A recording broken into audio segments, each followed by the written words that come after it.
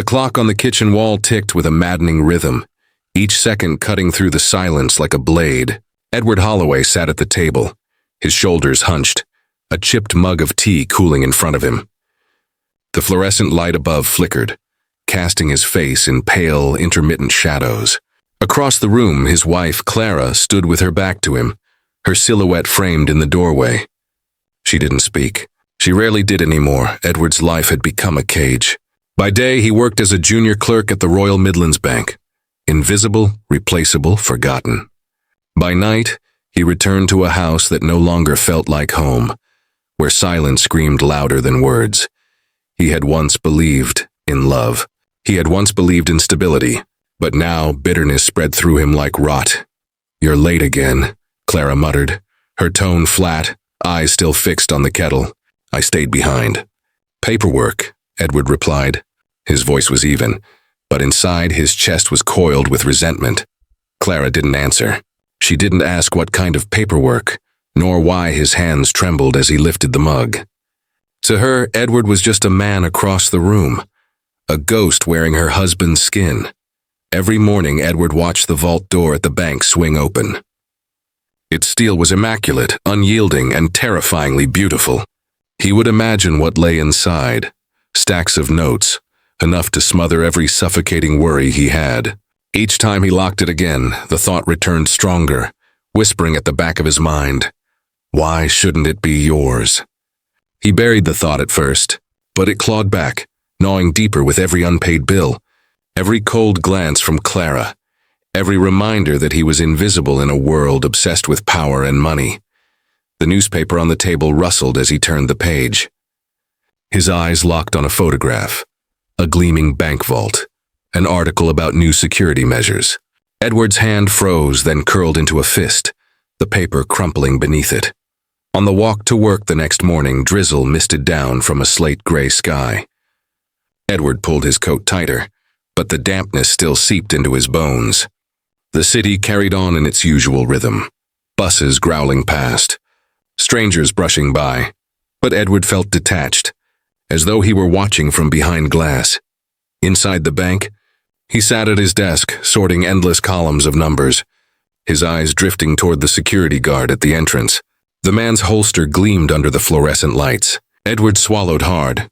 "You're pale today," remarked Lydia, another clerk, glancing at him as she filed papers. "Didn't sleep," Edward muttered. His lips twitched into something that was not quite a smile. What he didn't say was that he had lain awake until dawn, listening to Clara's even breathing beside him, his mind replaying images of the vault. That evening, as Clara busied herself upstairs, Edward sat alone in the kitchen again. The flickering bulb above hummed faintly. He pressed his palms flat against the wooden table and whispered to himself, "There has to be more than this." The words tasted dangerous. He imagined stepping beyond his role, beyond his suffocating marriage, beyond his empty bank account. He imagined taking control, seizing what he deserved. The thought thrilled and terrified him in equal measure. A gust of wind rattled the window, making him flinch. His gaze drifted back to the newspaper clipping he'd left on the counter. The vault photo stared back at him, a cruel temptation. Edward's breathing slowed, his fist tightening until his knuckles whitened. What if the only way out was to break the very system he served? The thought gnawed at Edward long after the kitchen light had gone out. Days bled into nights and nights into restless dawns. At the bank, he caught himself staring at the vault door too long, his fingers twitching against the desk. By the third week, his dreams were filled with steel, cash, and the sound of locks clicking open. One Friday evening, Edward wandered into the Blackmore Arms, a pub he rarely visited. The place reeked of stale ale and cigarette smoke, the air thick enough to choke on. He wanted to drown the voices in his head, to lose himself in noise and anonymity. That was when he noticed him. At the far corner of the room, half swallowed by shadow, sat a man who didn't belong. His suit was too sharp for this place, his gaze too steady. A faint scar cut through his eyebrow, and when his eyes lifted to meet Edward's, a slow grin spread across his face, as though he'd been waiting. "Mind if I sit?" The man asked, his voice low, deliberate. Edward hesitated, then nodded. Something in the stranger's presence made refusal impossible. The man extended his hand. Marcus Kane. Edward froze. He knew the name. Whispered once among the clerks at the bank. An ex-con armed robbery out on parole. What was he doing here? You work at Royal Midlands, don't you? Marcus said, lighting a cigarette. The flame illuminated his face for a heartbeat, carving shadows into his sharp features. I recognize your type. Quiet, invisible. But I bet you've been thinking about that vault. Edward's pulse hammered in his throat. He opened his mouth to deny it, but Marcus's smirk silenced him. Relax. I'm not here to scare you. I'm here to help you. Marcus leaned closer, the smoke curling between them. His words dripped like poison. One shot, Edward, clean, fast, enough money to burn the rest of your miserable life. And you're the key. Edward gripped his glass so tightly it might shatter. The offer was absurd, dangerous, suicidal. And yet the words sank into him like hooks. You've got the codes, the routine, the access. I've got the men, the weapons, the plan, Marcus whispered. Together, we take it all. Walk away rich, no one the wiser. The pub noise faded, replaced by the pounding of Edward's heart. He glimpsed his reflection in the bar mirror. Half his face lit, the other drowned in shadow. Fear twisted inside him, but so did something else. Temptation. I can't, Edward muttered. I have a wife. Marcus chuckled, flicking ash into the tray. Then she'll thank you, won't she? Or maybe she won't. Maybe she doesn't see you at all. The words cut too deep. Marcus's grin widened. He knew. He understood. Edward swallowed hard. If I even considered it, why me? Because you're desperate, Marcus replied simply. And desperate men are useful. That night, Edward returned home later than usual. Clara was in bed, her face turned away. He muttered something about staying late at the bank, but even he didn't believe his own lie. As he undressed in the dark, he caught sight of his reflection in the wardrobe mirror. His eyes looked hollow, darker somehow, as if Marcus's words had carved something new into him. He lay awake long after Clara's breathing steadied, Marcus's voice hissing in his skull. One shot, clean, fast, enough money to burn, and for the first time, Edward didn't push the thought away. Edward knew he should walk away, but Marcus already had his soul in a chokehold.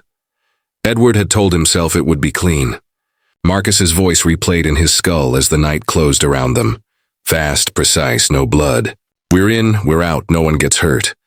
But even as he stood inside the Royal Midlands Bank on that Sunday evening, his hands clammy against the gloves, Edward felt the lie tightening around his throat. The silence inside was suffocating. The bank, usually filled with chatter and clattering keyboards, now lay in eerie stillness.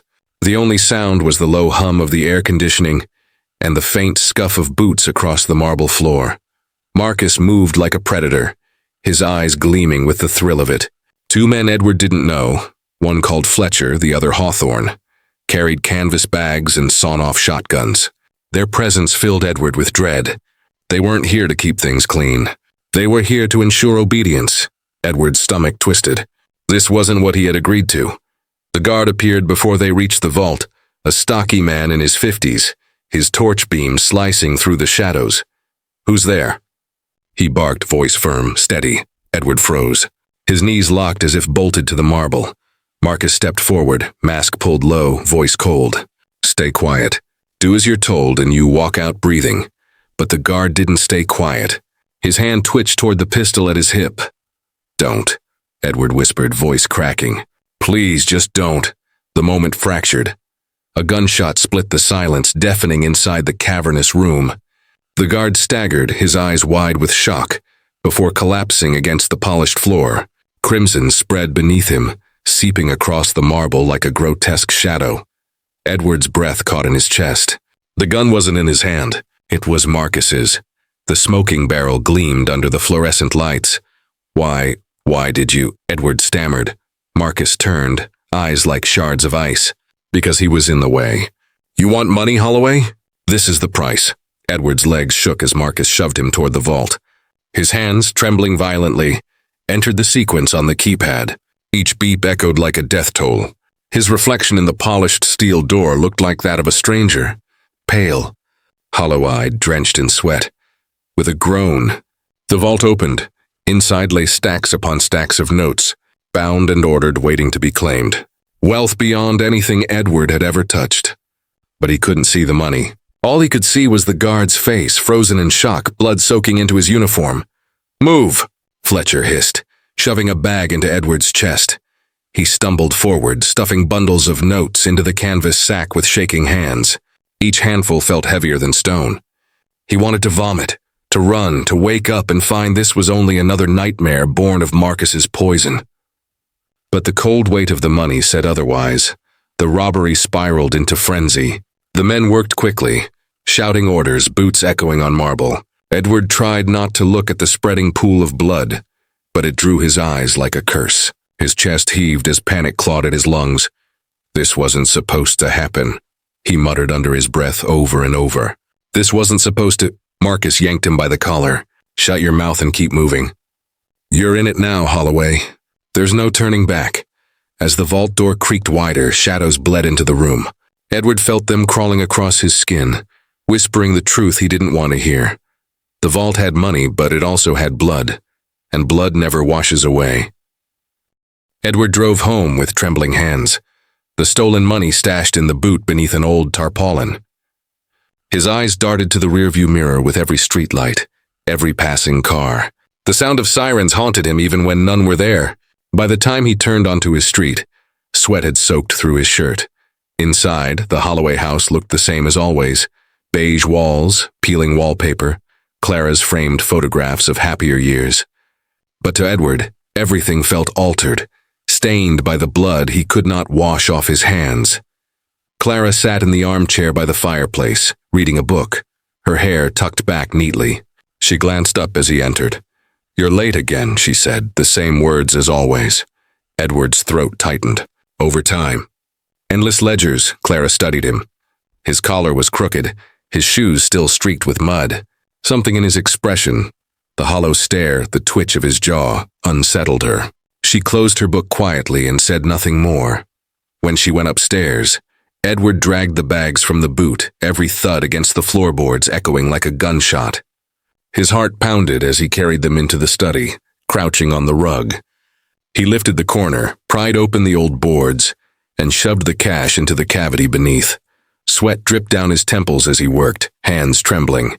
Each bundle of notes looked obscene in the dim light. Not salvation, but evidence, each one screaming guilt. He pressed the boards back into place and sat frozen, listening to the silence of the house. "You're in it now, Holloway. No turning back." Marcus's words hissed in his skull. The next morning, Clara stood at the bedroom door, watching Edward lace his shoes. Mud clung to the leather, dried and cracked, though he had not been near the garden for weeks. "Where were you last night, Edward?" she asked softly. His fingers faltered at the laces. "I told you. At the bank? Working until 3 in the morning?" Her voice was calm, but her eyes were sharp. "Crying.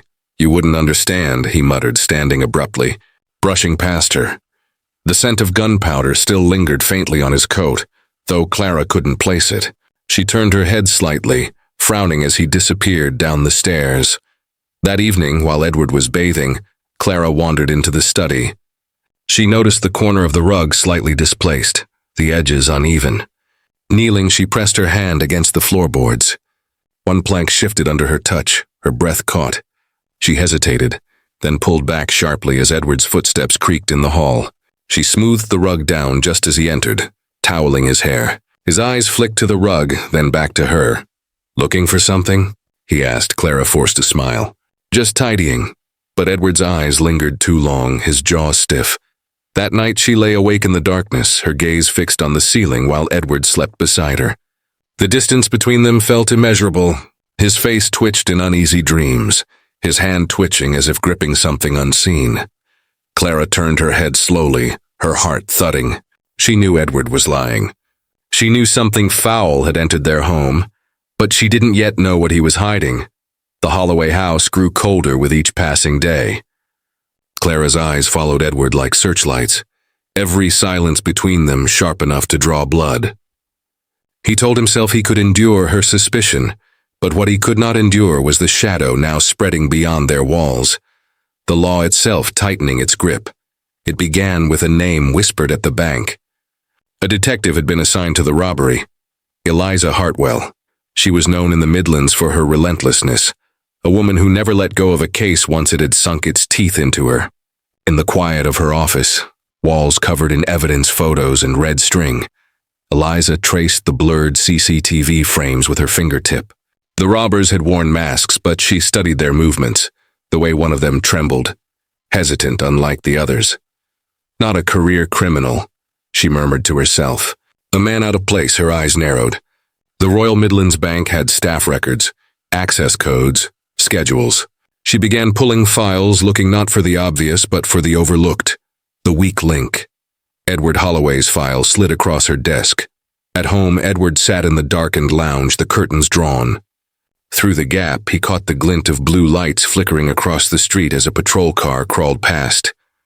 His pulse thundered. He felt as though every siren in the city screamed his name. Clara entered quietly, folding her arms. "You're jumpy lately," she said.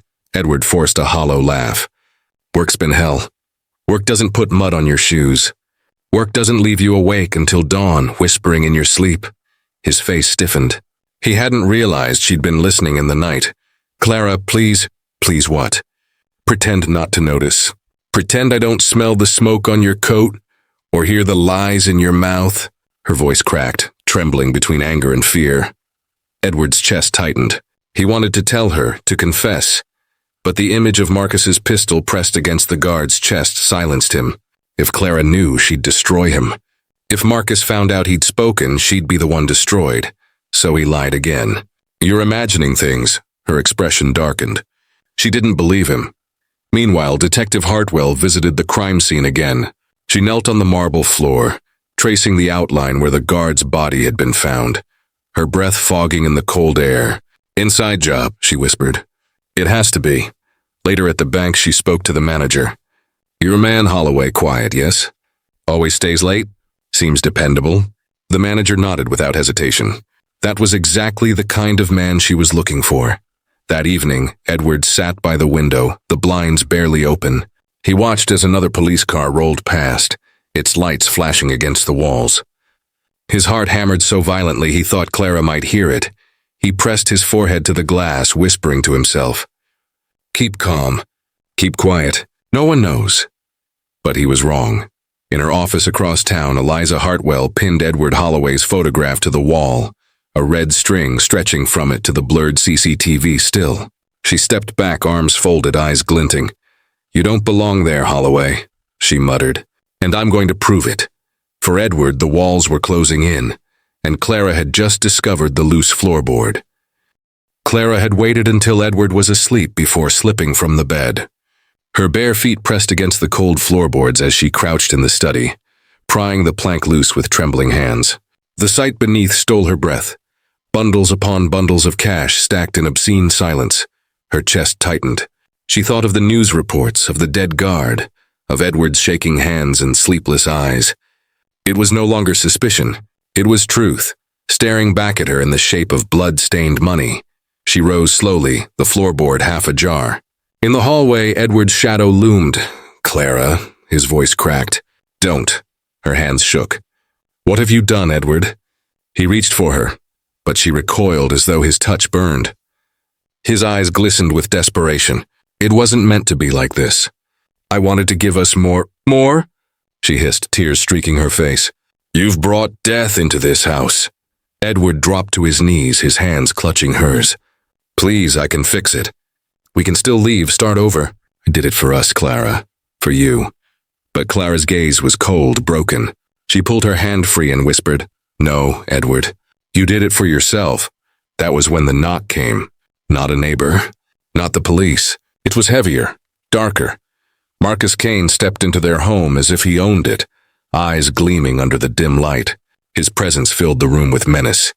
"I hear you've been busy hiding my money, Holloway," Marcus said, his grin sharp as glass. He tapped the pistol in his coat pocket. "Time to settle accounts." Edward stood, trembling. "Marcus, I just need time."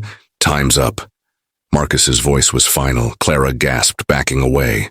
Her hands fumbled behind her, reaching for the telephone. Edward's heart thundered as he realized what she was doing. "Clara, don't..." But she had already lifted the receiver, her voice shaking as she spoke into the mouthpiece. "Detective Hartwell? It's Clara Holloway. He's here, he did it. Please, come now. Edward staggered toward her, falling to his knees again, clutching at her dress. Don't do this, Clara. I'll be destroyed. Tears blurred her eyes, but she did not lower the receiver. You destroyed yourself. Marcus's laugh was low, cruel. Pathetic. Begging your wife while the noose tightens. He drew his pistol, the metal glinting under the yellow light. Shadows cut across Edward's face as the weapon rose. Outside, the first faint wail of sirens echoed through the night, growing louder. Blue lights flared against the curtains, washing the room in a surreal glow. Marcus sneered. Too late for the law. Too late for you. Edward's scream tore from his throat. No! The gunshot shattered the night. Glass splintered, Clara's scream pierced the air, and the front door burst open as Detective Eliza Hartwell and armed officers stormed inside. The scene was chaos. Marcus lunging. Edward crumpled, Clara clinging to the wall with wide, horrified eyes. Gunfire erupted again, flash after flash, until Marcus Kane lay sprawled across the floor, blood pooling beneath him. His grin extinguished forever. In the silence that followed, Eliza's eyes fell on Edward Holloway, pale, broken, his hands stained not only with money but with death. Clara turned away, sobbing into her hands. Edward whispered into the void, his voice hollow. I only wanted more. The cuffs closed around his wrists with a finality that crushed the room. The robbery was over, but the scars of betrayal, love and blood would echo through the city forever.